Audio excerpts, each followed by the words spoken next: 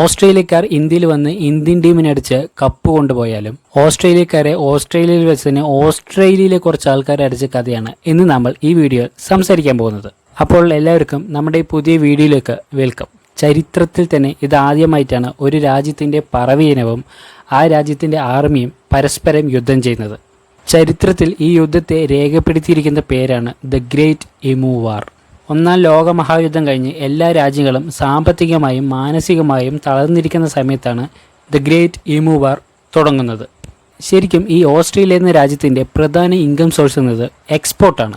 ആ സമയത്ത് first world war നടന്നുകൊണ്ടിരിക്കുന്നത് കൊണ്ട് തന്നെ ഓസ്ട്രേലിയയുടെ എക്സ്പോർട്ട് പൂർണ്ണമായും നിന്നു. അതുകൊണ്ട് തന്നെ ഫസ്റ്റ് വേൾഡ് വാർ കഴിഞ്ഞ് റിട്ടയർഡായി വന്ന സോൾജേഴ്സിൻ്റെ കയ്യിൽ നാടിൻ്റെ ബാധ്യതകൾ തീർക്കാൻ കുറച്ച് സ്ഥലം കൊടുത്ത് കൃഷി ചെയ്യാൻ പറഞ്ഞു ഓസ്ട്രേലിയൻ സർക്കാർ. റിട്ടയർഡ് ലൈഫ് ഒന്ന് എൻജോയ് ചെയ്യാൻ യുദ്ധപ്പറമ്പിൽ വെടിവെച്ച് നടന്ന കൈകൾ കൊണ്ട് കിളക്കാൻ ഇറങ്ങി ഓസ്ട്രേലിയൻ സോൾജേഴ്സ്.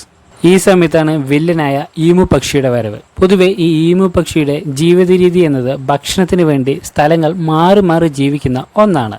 എന്നാൽ കണ്ണിന് മുന്നിൽ തന്നെ സോൾജേഴ്സ് കൃഷി ചെയ്ത ഗോതമ്പ് പാടം കണ്ടപ്പോൾ ഇന്നയ്ക്കൊരു പുടി എന്ന് പറഞ്ഞ് അവിടെ തന്നെ സ്ഥാനം ഉറപ്പിച്ചു ഈമു പക്ഷികൾ. ഈമു പക്ഷികൾ ഒരു സ്ഥലം പോലും ബാക്കി വെക്കാതെ അസാൾട്ടായി അറ്റാക്ക് ചെയ്ത് തിന്നു തീർത്തു. ഈമു പക്ഷികൾ ഓൾറെഡി ഒരു തലവേദനയായിരുന്നു ഓസ്ട്രേലിയക്കാർക്ക്. ഈമു കോഴികൾ ബാക്കി വെച്ച ഫുഡ് കഴിക്കാൻ സബ്സ്റ്റിറ്റ്യൂട്ടായി മുയലുകളും വന്നു. ഇതിൻ്റെയൊക്കെ ശല്യം സഹിക്കാൻ വയ്യാതെ കർഷകർ ഗവൺമെൻറ്റിന് ഒരു കംപ്ലൈൻറ്റ് കൊടുത്തു. എന്നാൽ കർഷകരെ സഹായിക്കാൻ പറ്റില്ല എന്ന് പറഞ്ഞ് ഗവൺമെൻറ്റും കൈമലർത്തി. എന്നാൽ റിട്ടയർഡ് ഓഫീസേഴ്സായ ഫാർമേഴ്സ് അടുത്ത ഹെൽപ്പ് ചോദിക്കാൻ പോയത് അവിടുത്തെ ഡിഫൻസ് മിനിസ്റ്ററിൻ്റെ അടുത്തായിരുന്നു. ഈ കഥയൊക്കെ കേട്ട് രോഷാകുലനായ ഡിഫൻസ് മിനിസ്റ്റർ ഈമു പക്ഷിയുടെ നെഞ്ചത്ത് ഒരു വെടിവഴിപാട് തന്നെ നടത്താൻ ഓർഡർ കൊടുത്തു. ഈ ഓർഡർ തരാൻ അനിമൽ ലവേഴ്സും ഓസ്ട്രേലിയൻ പാർലമെൻറ്റും ശ്രമിച്ചെങ്കിലും നടന്നില്ല. അങ്ങനെ ഷാജിയേട്ടനും പിള്ളേരും 1932 നവംബർ 2 ഓസ്ട്രേലിയയിലെ ക്യാമ്പിയൻ എന്നൊരു സ്ഥലത്ത് തോക്കുമായി എത്തിച്ചേർന്നു. എന്നാൽ ഈമു പക്ഷികൾ പണക്കണ്ടി മാപ്പിളേ എന്ന് പറഞ്ഞു ആ സ്ഥലത്ത് ഉണ്ടായിരുന്നു. അങ്ങനെ ആദ്യത്തെ ദിവസം ഈമു പക്ഷികളെ സോൾജേഴ്സ് വെടിവെച്ചെങ്കിലും ചീറിപ്പാഞ്ഞു വരുന്ന വെടിയുണ്ടകളിൽ നിന്നും അതിവിദഗ്ധമായി രക്ഷപ്പെട്ടു ഈമു പക്ഷികൾ. അങ്ങനെ നീണ്ട ഒരാഴ്ചക്കാലം സോൾജേഴ്സ് കിടന്നും മറിഞ്ഞും തിരിഞ്ഞും ഇരുന്നും വെടിവെച്ചെങ്കിലും നടന്നില്ല. ഈമു കോഴികളെ തൊടാൻ സാധിച്ചില്ല സക്കീർ ബൈക്ക്. ഈ വെടിവെപ്പിൽ നിന്ന് രക്ഷപ്പെടാൻ ഗൊറില്ല വാർ മെത്തഡ് വരെ യൂസ് ചെയ്തിട്ടുണ്ടായിരുന്നു. അതെങ്ങനെയാണ് വെച്ചാൽ ഒരു ഈമു കോഴി മാത്രം കാവൽ നിൽക്കും, ബാക്കി എല്ലാ ഈമു കോഴികളും പോയി ഭക്ഷണം തേടും. ഈ സമയത്ത് സോൾജേഴ്സോ മറ്റാൾക്കാരോ വന്നാൽ ഈ കാവൽ നിന്ന് ഈമു പക്ഷിയെ സിഗ്നൽ കൊടുത്ത് അങ്ങനെ എല്ലാ ഈമു പക്ഷികളും ഒരുമിച്ച് രക്ഷപ്പെടും. ഇതാണ് ഈമു പക്ഷികൾ യൂസ് ചെയ്തിരുന്ന ഗൊറില്ല മെത്തേഡ്. ഓസ്ട്രേലിയയിലെ 20,000 ഈമു പക്ഷികളെ കൊല്ലാൻ വേണ്ടി ഓസ്ട്രേലിയയിലെ ആർമി 2500 ബുള്ളറ്റ് റൗണ്ടാണ് തീർത്തത്.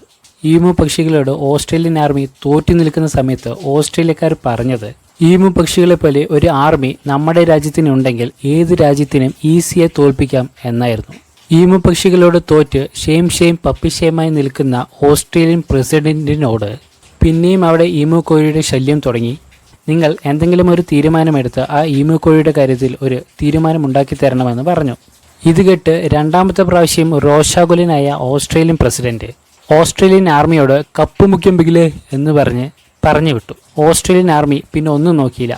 ഓരോ ദിവസം കൂടുമ്പോഴും കൂടുതൽ ഈമു കോഴികളെ കൊന്നുകൊണ്ടിരുന്നു. എന്നാൽ ഇതിലെ ഒരു ബാഡ് ന്യൂസ് എന്താണെന്ന് നോക്കിയാൽ ഇത്രയും ദിവസം കൊണ്ട് ഓസ്ട്രേലിയയിലെ 20,000 ഈമു പക്ഷികളിലെ വെറും 1000 പക്ഷികളെ മാത്രമാണ് ഓസ്ട്രേലിയൻ ആർമി കൊന്നത്.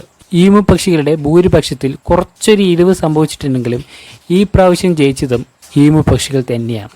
ഇനി ഈ ആർമി വിശ്വസിച്ചിട്ട് കാര്യമില്ല എന്ന് പറഞ്ഞ് ഇനി ആര് ഈമു പക്ഷികളെ കൊന്നുകൊണ്ടുവരുന്നോ അവർക്ക് ഗവൺമെൻറ്റിൽ നിന്നും ഒരു എമൗണ്ട് പ്രൈസായി കിട്ടുമെന്ന് അനൗൺസ് ചെയ്തു. ഈ അനൗൺസ്മെൻറ്റിൻ്റെ ഭാഗമായി ഓസ്ട്രേലിയയിൽ കുറേ ഈമു പക്ഷികൾ കുറഞ്ഞു. ആർമിക്ക് പറ്റാത്ത കാര്യം അവിടുത്തെ സാധാരണ നാട്ടുകാർ ചെയ്തു തീർക്കാൻ തുടങ്ങി. എന്നാൽ സ്വന്തം രാജ്യത്തെ ഒരു ദേശീയ പക്ഷിക്ക് ഇങ്ങനൊരു അവസ്ഥയോ എന്ന് പറഞ്ഞ് കുറേ മൃഗസംരക്ഷകരും പക്ഷി സംരക്ഷകരും രംഗത്ത് വന്ന് പ്രൊട്ടസ്റ്റ് ചെയ്തു. ഈ പ്രൊട്ടസ്റ്റ് കൊണ്ട് തന്നെ ആ അനൗൺസ്മെൻറ്റും ആ ഓപ്പറേഷനും പിൻവലിച്ചു. എത്രയൊക്കെ ഉരുണ്ട് പിരണ്ട് വെടിവെച്ചിട്ടും ലാസ്റ്റ് ഓസ്ട്രേലിയൻ ദേശീയ പക്ഷിക്ക് മുന്നിൽ ഓസ്ട്രേലിയൻ ആർമി മുട്ടുമടക്കേണ്ടി വന്നു. അപ്പോൾ നമ്മുടെ ഇന്നത്തെ വീഡിയോ കഴിഞ്ഞു. അപ്പോൾ ബൈ.